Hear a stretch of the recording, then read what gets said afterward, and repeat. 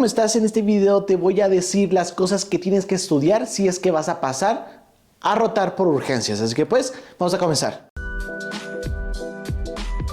Tú sabes muy bien que en estos momentos estoy rotando por urgencias, ¿ok? Ahorita que estoy grabando este video. Y pues en urgencias yo he aprendido, le he regado, he actualizado mis técnicas y también he aprendido muchísimo acerca del área. Y pues también a mí me hubiera gustado que previamente me hubieran dicho qué es lo que tengo que estudiar para poderme enfrentar ahora sí a urgencias. Pero ¿qué crees? Aquí te traigo este regalo muy hermoso de todas las cosas que te tengo que decir para que tú puedas estudiar antes de ingresar directamente al área de urgencias. Así que pues vamos a comenzar. Debes de aprender a ingresar a un paciente. Tú sabes muy bien que en urgencias se puede ingresar directamente por consultorio o mediante una camilla gracias a unos paramédicos o alguna ambulancia en caso de que el paciente se traslade por una ambulancia. En cualquiera de estos dos debemos de saber cómo ingresar a nuestro paciente. En el caso de los dos ingresos tenemos que saber la segunda cosa, valorar. ¿Cómo valoramos a un paciente? ¿Cómo realizamos una historia clínica? Y yo ya te traigo un video como tal de cómo valorar y realizar una historia clínica justamente en mi canal. Y para esto, para poderlo valorar, necesitas repasar muchísimo, pues sí, los tipos de valoración, pero la exploración física necesitas repasarla mucho. Medida de signos vitales, cómo medir la presión arterial, cómo medir la frecuencia cardíaca, la frecuencia respiratoria, la temperatura corporal, la glicemia capilar. En caso de que tengas monitor, bueno, cómo utilizar un monitor. En caso de que no tengas monitor, pues ya te amolaste, vas a tenerlo que hacer manualmente con un manómetro, con un estetoscopio y todo ello, ¿ok? Y una vez que ya repasaste todo lo que tengas que ver con la medición de signos vitales, interpretación por rangos. No son los mismos los signos vitales de un niño pediátrico, pues un niño pediátrico siempre va a ser un niño pediátrico, no va a ser los mismos que un pediátrico a los de un adulto, ¿ok? Entonces necesitamos repasar todo eso y ver lo patológico de todos los signos vitales, ¿ok? Algo muy importante que nos llegan a preguntar mucho, si tienes monitor, ya la tienes, la presión arterial media. El monitor te lo dice completamente, pero luego la enfermera o el adscrito te anda preguntando para ponerte a prueba. ¿Cuál es la presión arterial media? Una sistólica más 2 diastólicas sobre 3. Entonces, para poder sacar la presión arterial media, pues necesitas sacar la presión arterial. Entonces, repasa presión arterial media o PAM, ¿ok? Puedes repasar todo esto sin ningún problema. Sobre todo porque te llegan a preguntar muchísimo en el área de urgencias. Sé que es fastidioso, pero las escalas de valoración, desde Glasgow, ¿qué es lo que evalúa Glasgow? ¿Cuántos puntos? ¿Cuál es el mínimo? El mínimo es 3, máximo son 15. Vamos a tener Ramsay, en caso de que el paciente venga bajo sedantes. Vamos a tener la escala visual análoga, EVA, y la escala del dolor. Vamos a tener para prevención de caídas, que es la Downton, la que más se va a utilizar, Humpty Dumpty en urgencias pediátricas y pues más escalas que van dentro de urgencias, así que pues te imploro que estudies escalas muchísimo, ¿ok? Porque va a estar valorando con escalas y te las van a preguntar muchísimo. No le hagas como los internos acá. Te juro, te voy a poner un ejemplo. La semana pasada llegó un paciente, pero así, te juro que se estaba cayendo de esta manera. Y el paciente estaba cayendo, no volteaba, no contestaba y el interno le dijo, ponle que tiene un Glasgow de 14. Yo nada más miré a mi compañera de 14. Si viene casi todo estuporoso, viene casi letárgico el paciente, no habla, no hay respuesta verbal, no hay respuesta motora. Amigo, te hace falta estudiarlo un poquito escalas. Entonces, para que no seas como el interno, estudia escalas de valoración. Repasa cómo tender una camilla. No es lo mismo tender una cama en hospitalización que tender una camilla. En una camilla utilizas dos sábanas clínicas, una como ropa de la camilla y otra como movilización, para movilizar a nuestro paciente.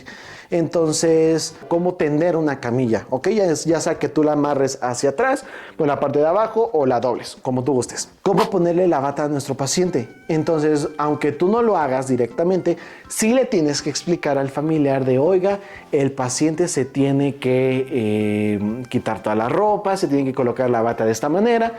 Le tienes que explicar y lo tienes que repasar muchísimo. Preparación de soluciones. Cuando te digo preparación de soluciones es ¿Cómo purgar un equipo de venoclisis? ¿Cuáles son los tipos de soluciones? Hipertónica, isotónica, hipotónica. Indicaciones de cada una de estas soluciones, que son cristaloides, ¿ok? Soluciones coloides, estudiarán mucho. ¿Cuántos tipos de equipos de venoclisis tenemos? Tenemos el microgotero, normogotero. El microgotero es el Metricet, entonces, ¿cómo utilizar un Metricet? Y una vez que nosotros ya preparemos y coloquemos, ¿cómo canalizar o realizar una venopunción? ¿Cuáles son los tipos de catéter que tenemos que utilizar? ¿A qué velocidad es la solución por cada catéter? ¿Cómo también realizar un cateterismo vesical? Zona Foley, zona nasogástrica, orogástrica. Y también la técnica.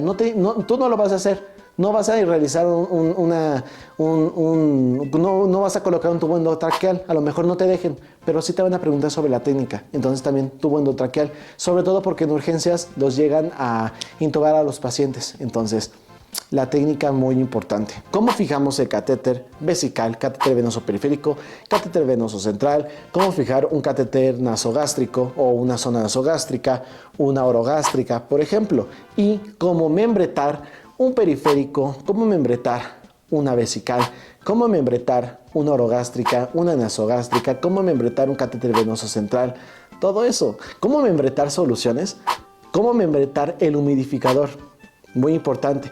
Cómo membretar los equipos. Los equipos son muy importantes. ¿Por qué? Porque según las normas, apréndete las normas, también repasa. Norma 022, que es la que te estoy hablando, que el equipo se tiene que cambiar cada 72 horas, pero apréndete la norma 022, 024, la norma 04, 004, obviamente estamos en México, ¿ok? Esas normas son mexicanas, te las repito. 022, 024, vamos a tener la 004, la 019, te la llegan a preguntar muchísimo. También la 085, 045, la epidemiología. ¿Cuáles son los medicamentos de alto riesgo justamente? ¿Ok? ¿Y qué diluciones tenemos que presentar justamente estos medicamentos de alto riesgo? Tenemos mucho que estudiar, ¿verdad? ¿Cómo monitorizar a nuestro paciente? En este caso, ¿cómo utilizar el monitor? Cómo interpretar, esto va mucho de la mano con los signos vitales, pero en el caso de cómo monitorizar, cómo colocar los electrodos, cuántos electrodos van, cómo conectar las derivaciones del monitor a los electrodos. Vamos a verificar que el monitor esté correcto, eso vamos a repasarlo.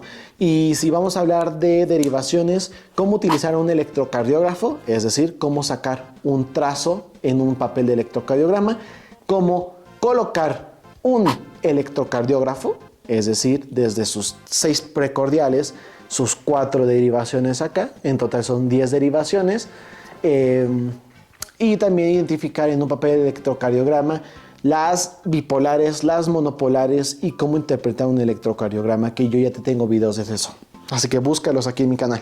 Cómo utilizar un glucómetro, ¿ok? Porque luego hay muchos tipos de glucómetros y hay muchos tipos de tiras reactivas. Entonces, aprende a utilizar los glucómetros. A veces nosotros tenemos práctica con uno, pero luego llegan a ser diferentes. Entonces, ¿cómo tomar una glicemia capilar? ¿Cómo utilizar un glucómetro? ¿Ok? La toma de laboratorios.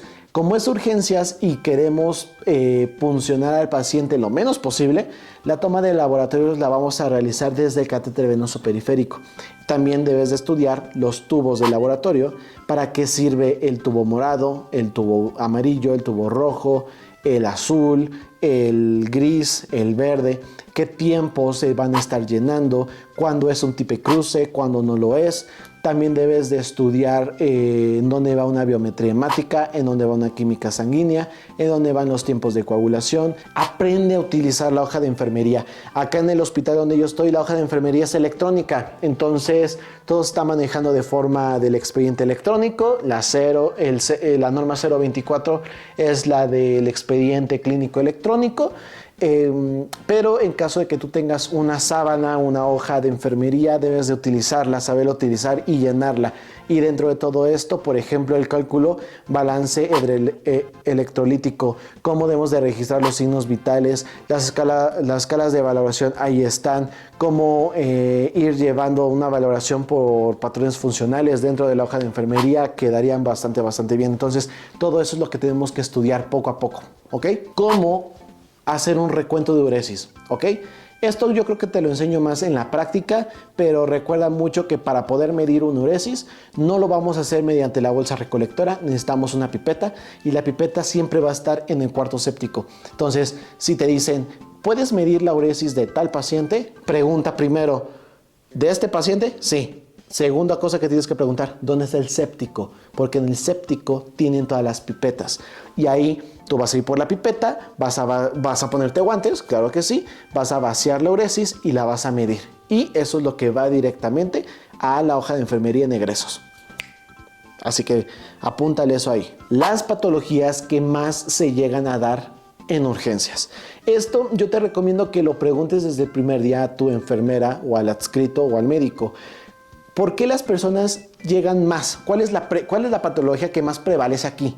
No, te voy a poner un ejemplo. Aquí en urgencias durante estas 2 semanas que he estado, en ese tiempo aproximado, han llegado pacientes con traumatismo múltiple, con fracturas, han llegado pacientes quemados, sobre todo pediátricos, han llegado pacientes con anemia, intoxicados, pacientes con hipertensión descontroladísima, que están por los cielos en la presión arterial, diabetes mellitus descontrolada, pacientes que tienen un problema hemodinámico, presión arterial, pero a lo mejor un problema cardiovascular, personas que llegan con infarto agudo al miocardio. Entonces, todas estas enfermedades, estúdialas muchísimo para que tú sepas de qué tratan y cómo las deben de tratar en urgencias. Te lo llegan a preguntar muchísimo, sobre todo cuando vas a hacer informes en tu escuela. Entonces, investígalo eso con tu enfermero o con tu adscrito de acuerdo al hospital en donde tú estés. ¿Cómo hacer una nota de enfermería?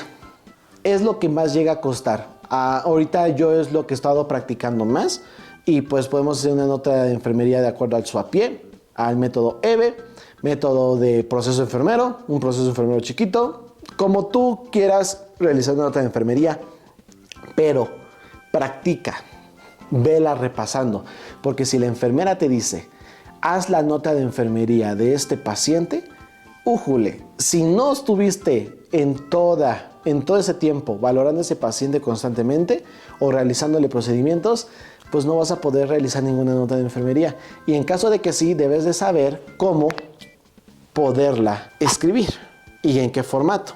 Yo lo que hago es una descripción focalizada, cefalocaudal y de todas las intervenciones que se le realizó. Entonces, luego en estos días o en estas semanas te enseño a realizar una nota de enfermería. ¿Cómo hacer un triage? Más bien, te iba a decir cómo hacer una valoración de triage, pero el triage te va a servir a evaluar o valorar, más bien valorar, qué tipo de urgencia es la que más importa o es la más predominante. Hay pacientes que van a llegar con una urgencia roja, así de intervénganlo de ya. Pero hay otros pacientes que tienen una urgencia color verde o amarillo, que no son de prioridad. Aprende a realizar un triage, porque de acuerdo a lo que nosotros realizamos, y eso nos lo dejan nosotros a los practicantes pasantes, es como nosotros atendemos al paciente. Entonces, si lo valoras mal, y valoras que la urgencia sí es de tratarse de inmediato, pero tú le colocas que no, entonces ya cometiste un grave error. Entonces, a veces con la ayuda de los camilleros vamos a posicionar a un paciente. Estudia las posiciones anatómicas y cómo movilizar a un paciente de la camilla a la silla de ruedas, de la silla de ruedas a la camilla, de camilla a camilla.